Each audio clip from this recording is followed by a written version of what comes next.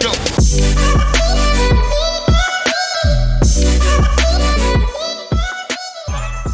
Welcome to Not a Great Whisperer podcast. I am usually your host, Katy Rey.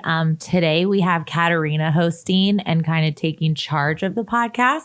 I wanted the audience to get a little bit more information about me and kind of some of the things I went through. So I brought this crazy friend of mine who is about 10 years younger than me, but we get along so well. And there's so many experiences that we share that we learn from each other.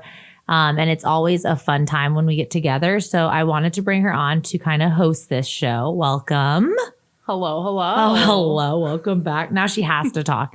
But yeah, I'm going to let her kind of take over and do her thing. But thanks for joining and doing this. Well, thank you for having me. So Katy, we thus far know you as an amazing friend to most of us, daughter, mother, wife, college grad, felon, IT expert, Thank you. boss lady, professional consultant, business owner, life coach. Did I miss anything? Yeah. Thank you. I paid you for that. Here's your $10. No, I mean, yeah, I'm a female. I'm a college grad. I'm a professional. I'm an infertile person. I'm a mom. Living my life. Coach, consult. Yeah, you got it all. You nailed it. You fucking nailed it. We're done now. This is our whole episode. No, but honestly, most of all, I feel like you are just somebody who's like the rest of us who've experienced great tragedy. You've experienced happiness. Among that tragedy, there was the survival of the tragedy of Tesla that we both shared. That was wonderful. Survival. But the experience, definitely leads to great triumphs and helps you become who you are today, living in your truth every single moment of every day, loving yourself, and most of all, loving all the others around you, which you're so good at. But my first question is really, how did this journey to Katy today become? Huh. All right. Oh, kind of taking some of my questions and throwing them back at me. I like it. Okay. So, I mean, I was in 7th grade when my family broke apart from 4 kids, mom and a dad, and my dad came out in his 40s as a gay man. And my mom, of course, was stunned, shocked. But as that journey went through and I saw a family come together after, of course, a few years of dealing with it and the trauma, but I saw that we saw my dad for who he is, and not judging. And so I know that gave me the mindset of knowing people at their core. Sometimes the decisions they make might not be perfect in the moment, but it was perfect for him. So he was finally able to be his authentic self. So it helped me realize that. And my mom taking a moment to see that her family and her children need their dad. Although she was grieving her marriage, she was able to do that and then accept another amazing man who's my stepdad into the life. So that helped definitely mold me. I was the youngest of 4. So that helped me just see people. I love people. I love what they do. Mm-hmm. And I love that I now have a different perspective of just life in general. I hate judging people. I don't even know why we should care who people love. But I know that with everybody in my life, I have my dad and his husband, Byron, and my mom and my stepdad, Scotty. And I'm just so blessed, #blessed with that. And I think that a lot of people don't have that situation. So if I took it and was oh my gosh, look what happened in my life, and then just went down a rabbit hole, which I went down a little bit of a rabbit hole because I was arrested at 21.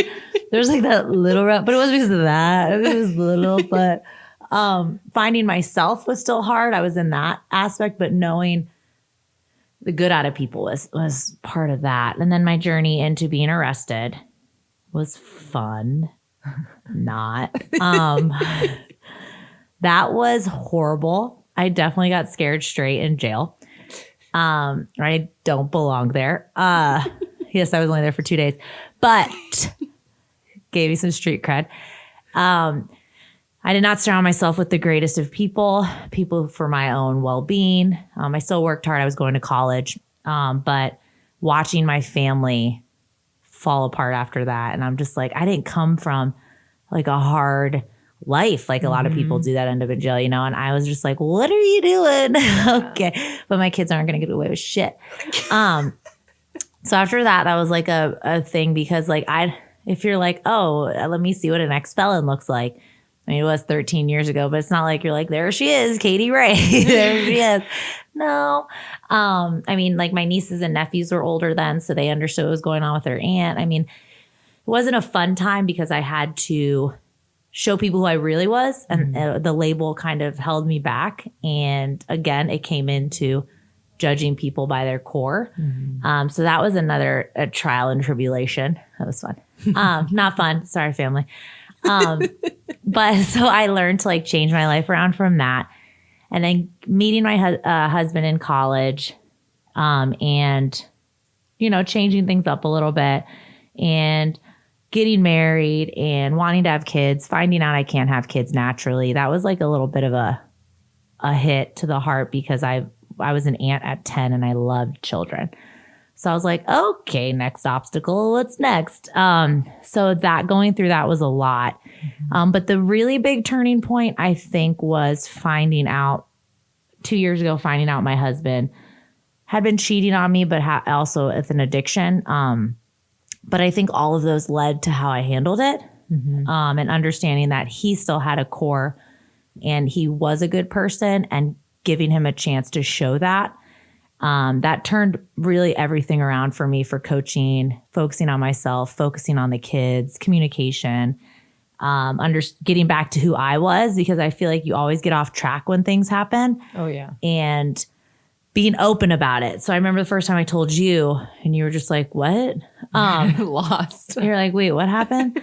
And I was like, oh, by the way, when I started Tesla, this is what happened. But it felt comfortable because you've gone through a lot. So it was like, you know what? I feel like I'm in a good area. But I also wanted to figure out how I could tell my story more because I feel like it happens a lot more. Infidelity happens. Us losing ourselves in the so-called marriage outlook or what everything's supposed to look like. Like, oh, you're married. Go have a child. Yeah.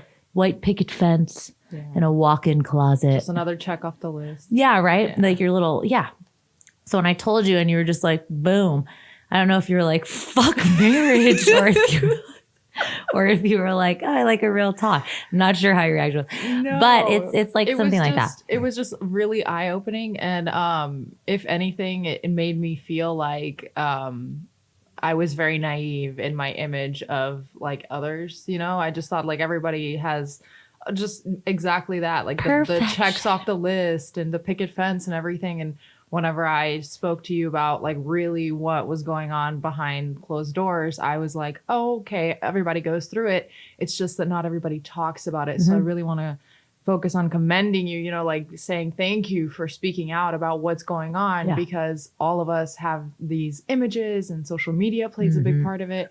So the fact that you're able to kind of lay everything out on the table really helps a lot of us coming up behind you, looking at you as kind of like an authority figure, really. Yeah. And I think, I mean, I can't speak for men, but for women, when you feel really shitty or your gut's telling you something, I feel like we're taught to be like, don't be the crazy woman and push it aside. Don't be a bitch. Well, yeah. And it's like, wait a second. No, there is some shady ass shit happening and society doesn't help.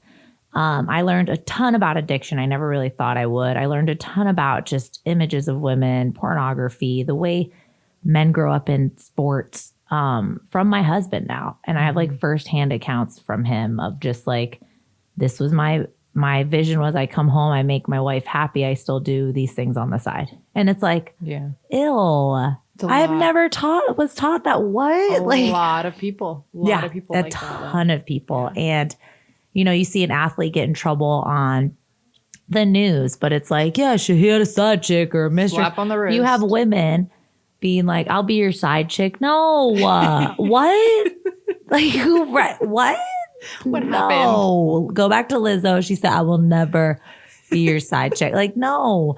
So for me, I'm like, wow, we have created really bad imagery. And then we've created this spouse or wife at home to then accept the feeling of shitty or mediocre or not good enough or no attention because I'm just taking care of the kids, or our next thing is we're going to get a divorce if we can't have kids. Like, what? That's not your milestone. I follow this, it's called Infertile AF community. And I love their messaging of just like, you can thrive. You know, if you've tried this journey, your next option isn't adoption. Like, you don't have children, like you're child free, like you can thrive. Yeah. And although we were blessed with getting pregnant with IVF, I do feel like that would have been a group I would have been going to if it, I mean, I'm still a part of it, but it's still hard because you want to be accepting of everyone, but sometimes everyone doesn't accept you. So I'm going to have people come up to me and just be like, you shared too much.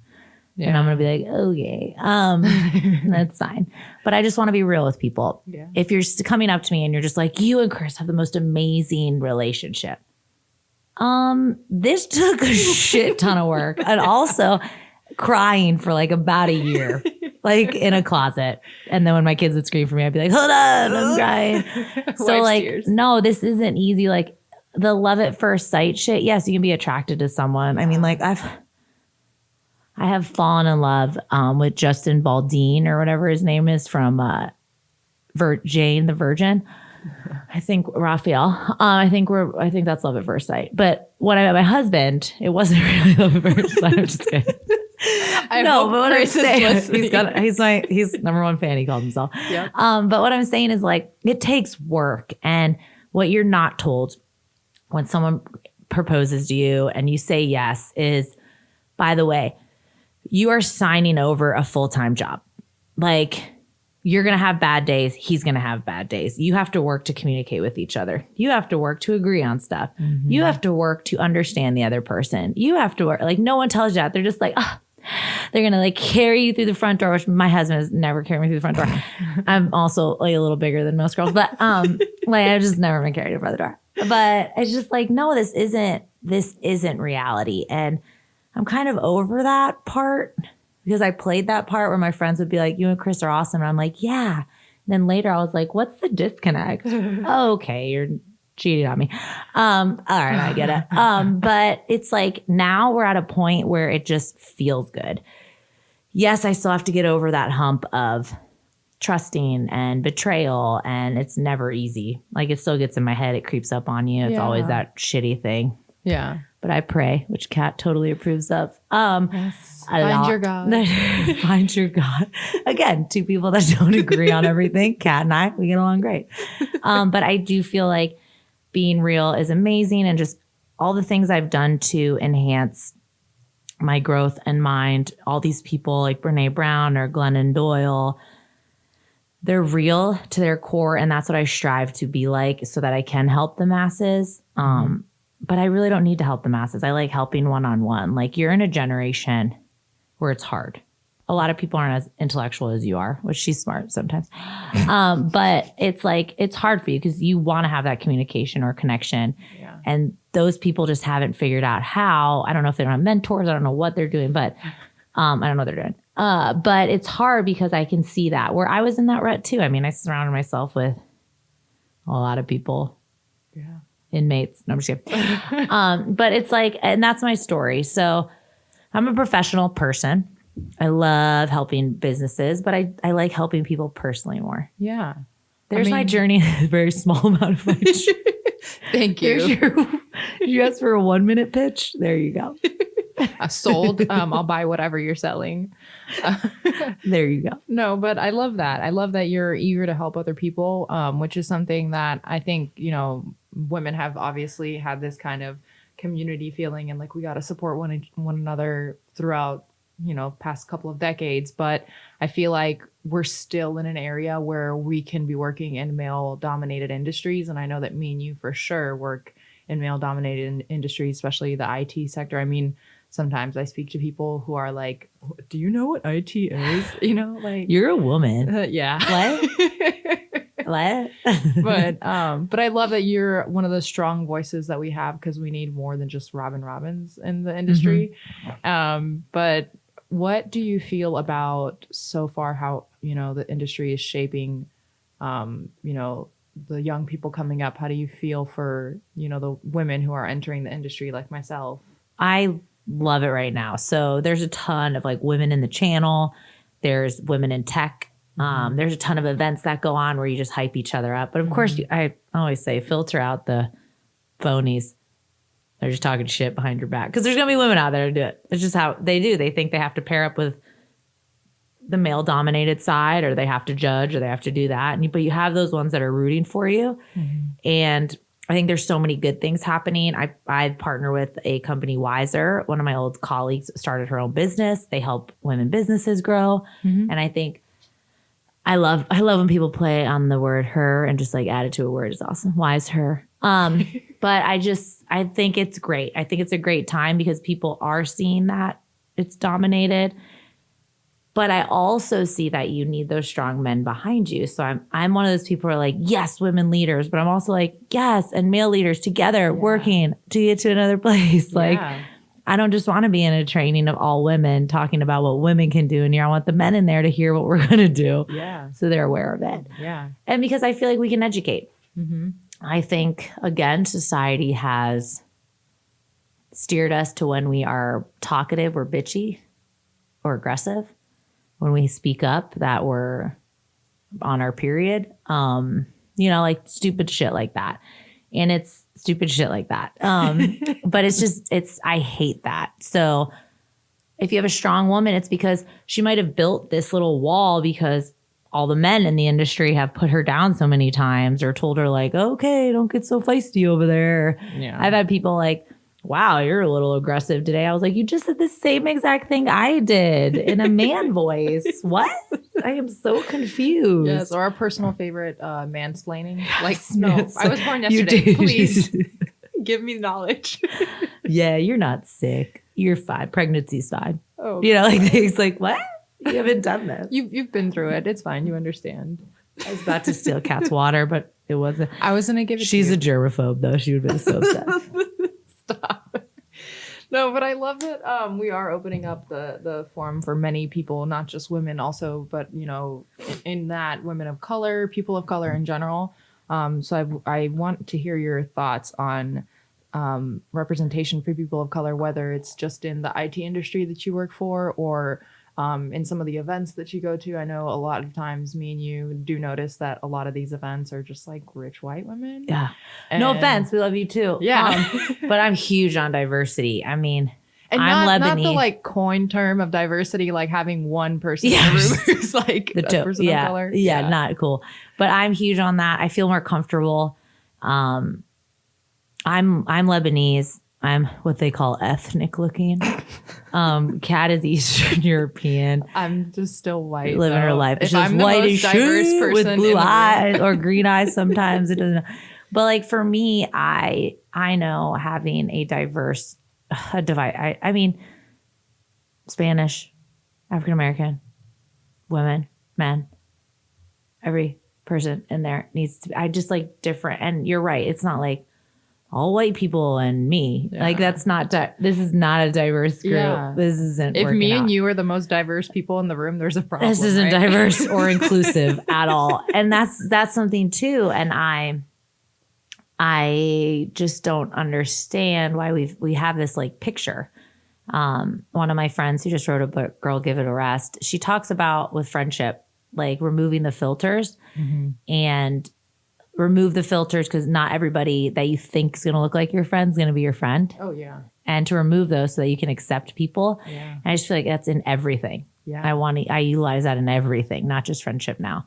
And because like even you, I could have been like, she is too young. We're never going to be friends. Like we're just going to talk. Yeah. And I'm like, no, but we're very good friends. I confide in you. You confide in me.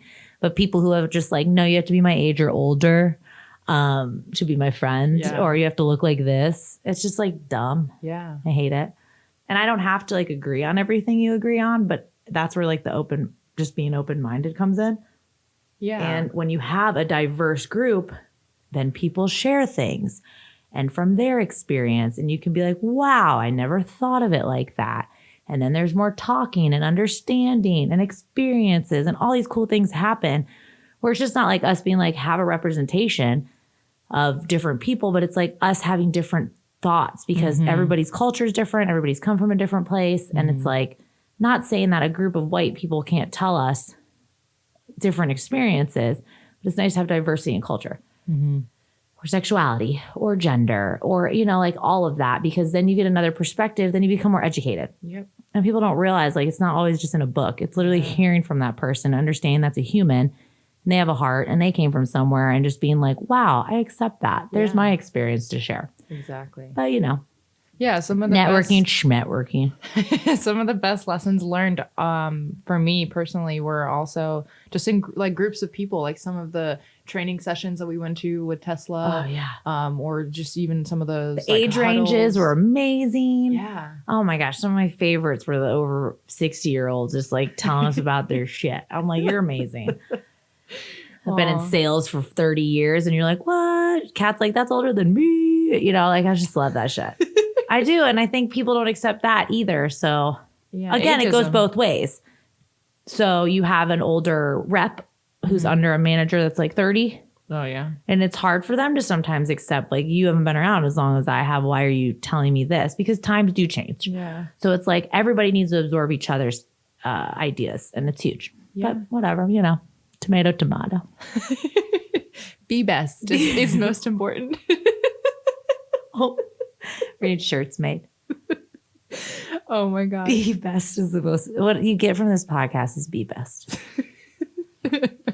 No, but I love your journey. I know that a lot of people look up to you and think that, you've been through a lot of shit, but you came out on top. And that's basically, what everyone's goal is. That's the most important thing, is that you come out gracefully on top and that you win no matter what you do. And I think that it doesn't matter what really industry you go into, whether it's, IT or entertainment, because I think you'd be great for the entertainment Cass been industry. trying to get me to do a freaking Netflix series for years. Why have you never considered like comedy or entertainment? Like I do. I need to know. I think my friend Kevin, I'm going to just join his acting class or something because I'm going to just start doing it.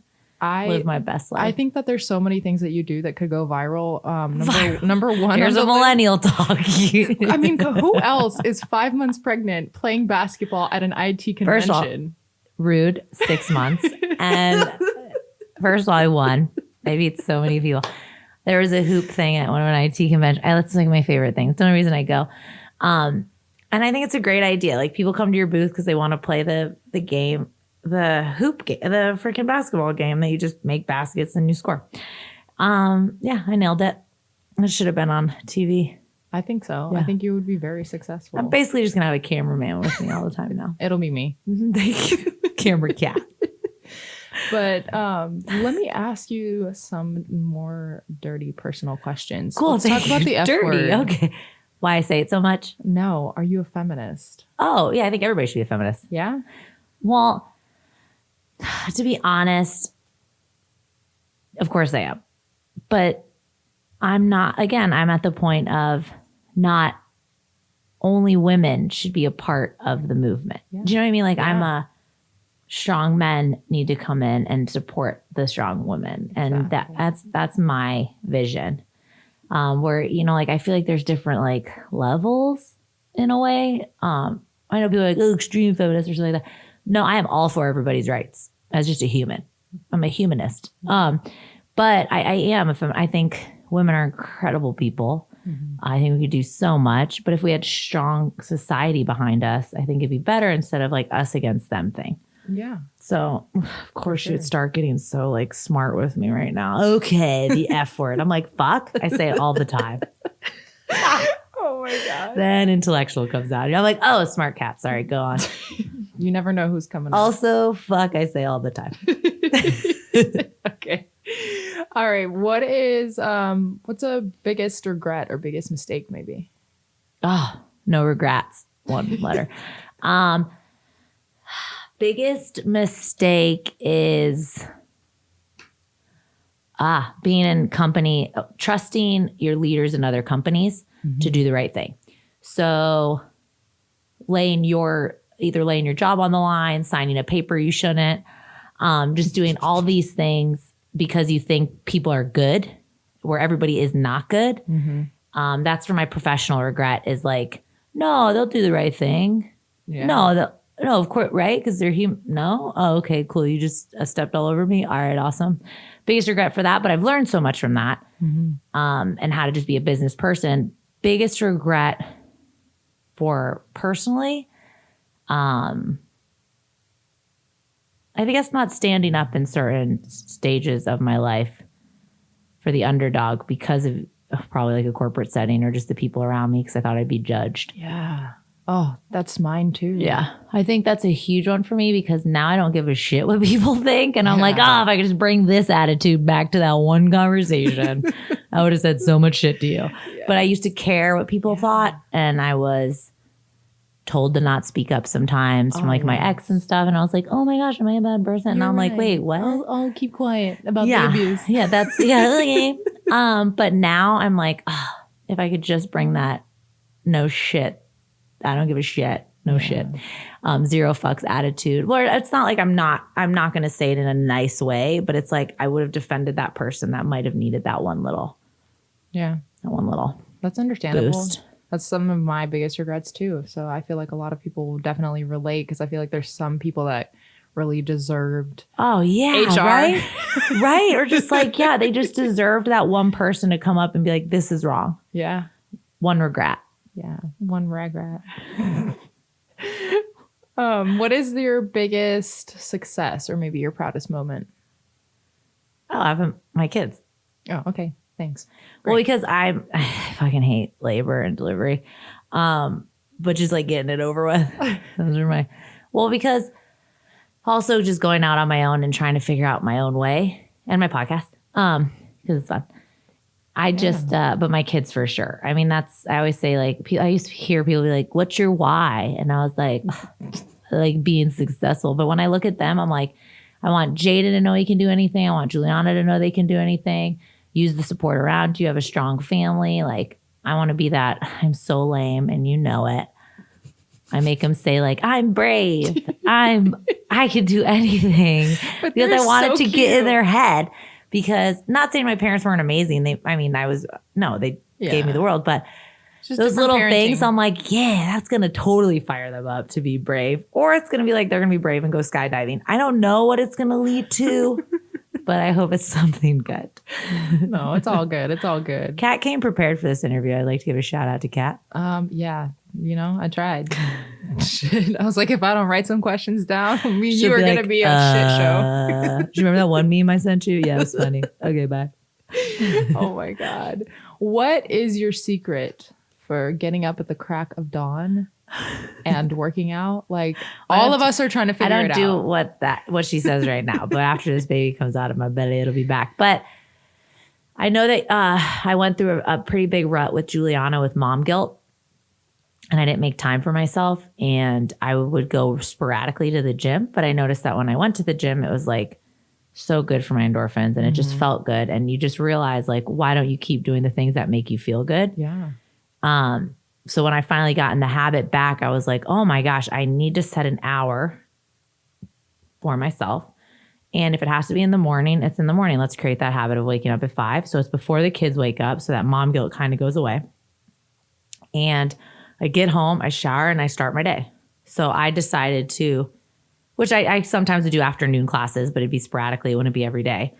But I would do morning classes so that I could eliminate I lost an hour with them, or I had to go to work for this amount of time. But because with Jaden, when I had my firstborn, I lost so many hours in the day with him for 2 years, driving in traffic to get him from the nanny. And I regret that. I cried every time I drove there.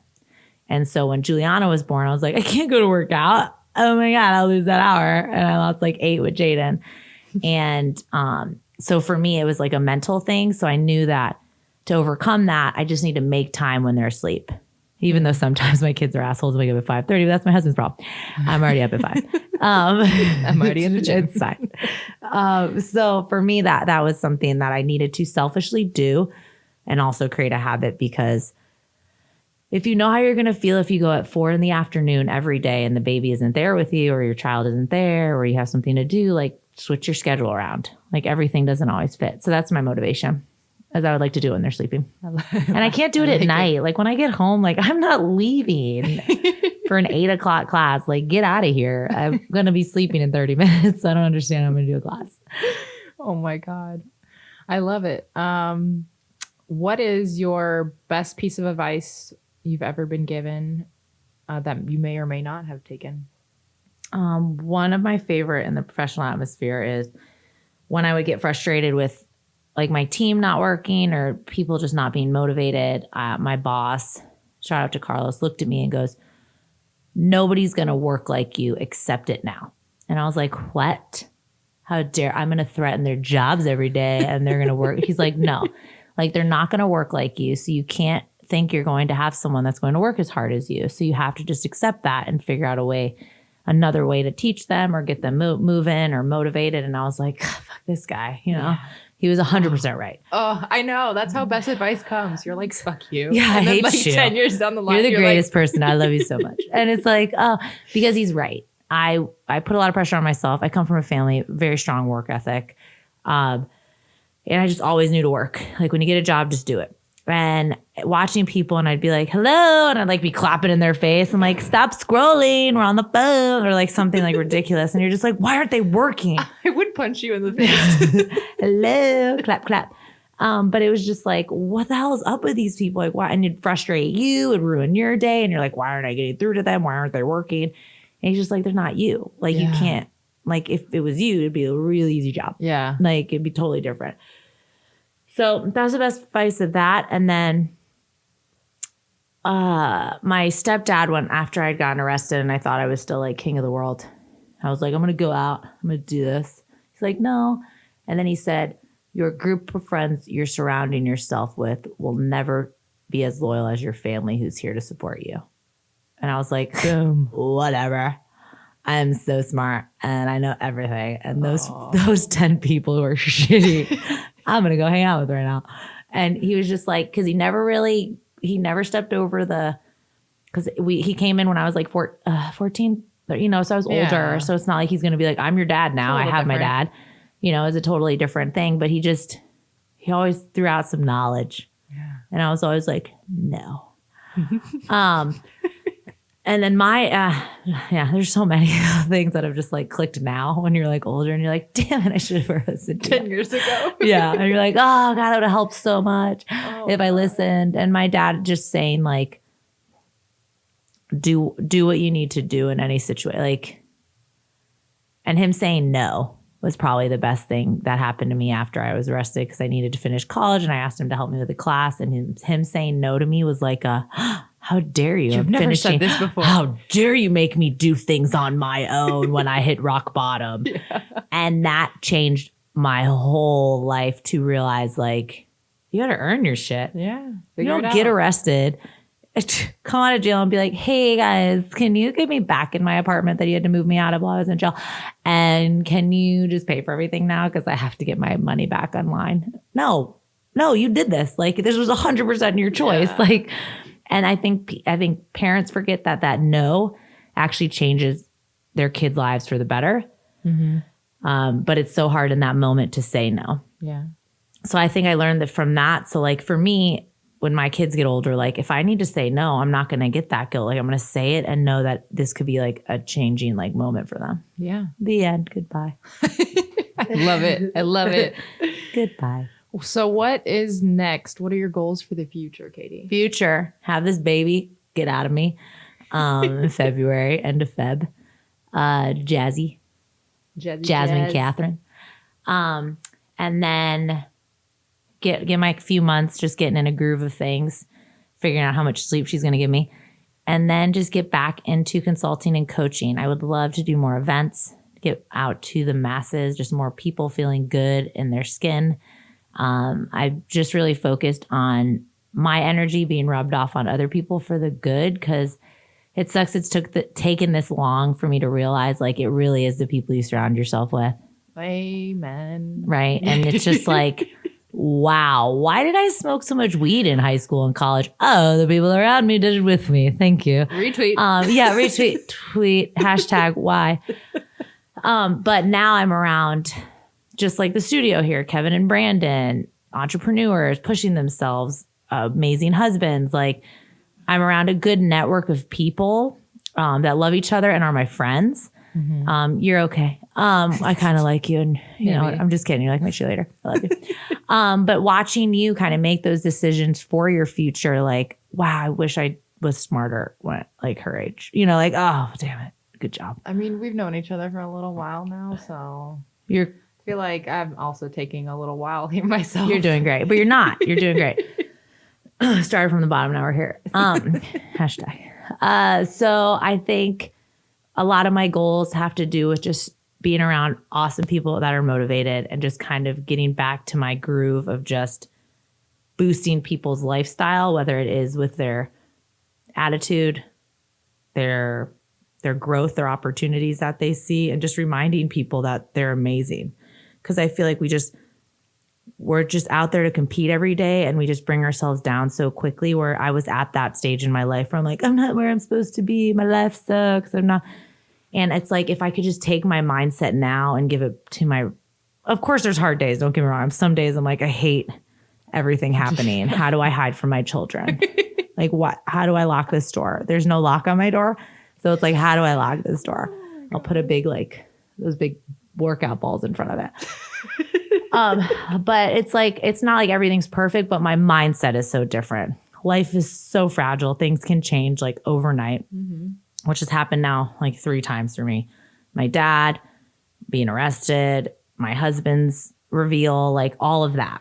Everything can change in like a second, and nobody realizes how fragile it is. And I think just really my next goals are taking one day at a time and not putting so much pressure on myself, and just surrounding myself with really good people. That's why I do, like, I'll do networking events by myself, and like I'll drag you to some too.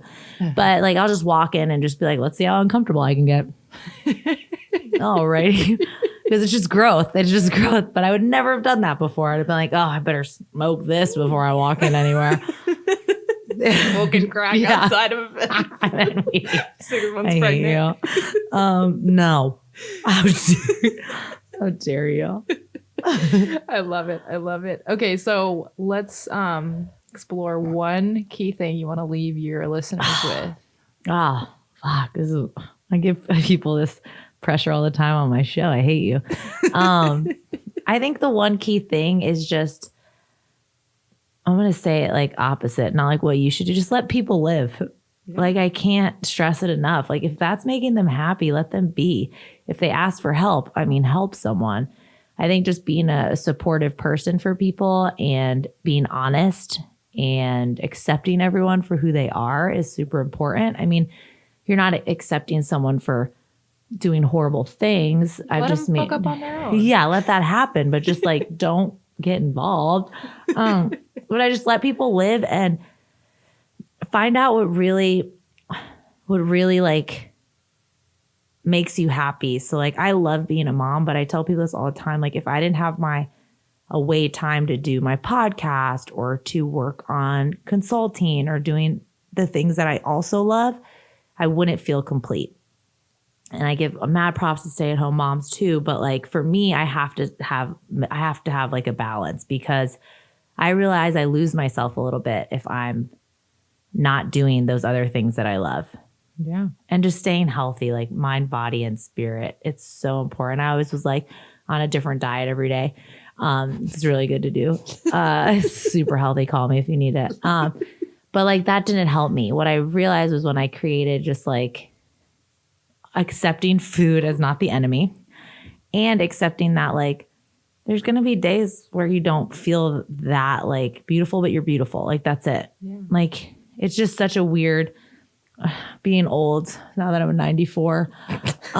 It's just like, experience really does change your life, because I just have a different mindset of loving people for who they are, their story. That's why I did this podcast in the beginning, was just to hear people's stories, because sometimes when they share their story for the first time, you see this like release of something great. Like they're just like, wow, I just want a story. This is awesome. Yeah. Like, yes. Yeah. And you're really good at that. Cause I remember the first time we ever met, I sat down and I literally told you my whole story, which by the way, for an immigrant to do is like, what? Cause when you come to this country, you like, you're made, you're don't made say to say anything ever. Yeah. You're made to say this like really Yep. concise story that's probably not true. Here I am. And I sat down and I basically like bared my soul to you, cried, and you were like, girl, it's okay. Eat your bagel. Are you going to eat that? I might have one piece. Yes. And that's true. Like I love like creating that space for people. And I'm glad you told me your story. It made me like you more. Thank you for sharing your truth with me because the other story, I don't know if I would have accepted. But you're right. We did. We had that's one of my favorite things is I don't think I would have been the same back in the day if I would have chose to take every hardship I had and turned it to just like a really bad attitude. Yeah. So I love it. Yeah. And I thank you for doing this. Should I? Thank you. Thank you for having Live me. life, live, love, laugh. Eat, pray, love. Eat, pray, love. Kat makes fun of me because I have quotes that I love to say. Although those are not the quotes I like to say, but she makes fun of me because I'm lame. So motivational. She's just a millennial. No, but you really are motivational. I just like to make fun of you. Okay. Oh, charming. Yes. Anything else? I mean, I have like a shit ton of questions, but I think like everybody's gonna hop off at this time anyway. So yeah, they are. They are. That's why I was like, I hope she's done. Fuck. I hope we brought up the F word. That's right. It's a podcast, Katie. Like, stop talking. You're just like, Katie, be honest with yourself. It has to be good. I should have cursed in the beginning. Damn it. Okay, so we have Katarina, who hosted today. Thank you. Hosted Katy Rey, me. I like speaking in third person. You'll find us at Not a Great Whisper on Instagram. And we do not have a Snatch Chat, but we do have at The Real K Rey, Krui.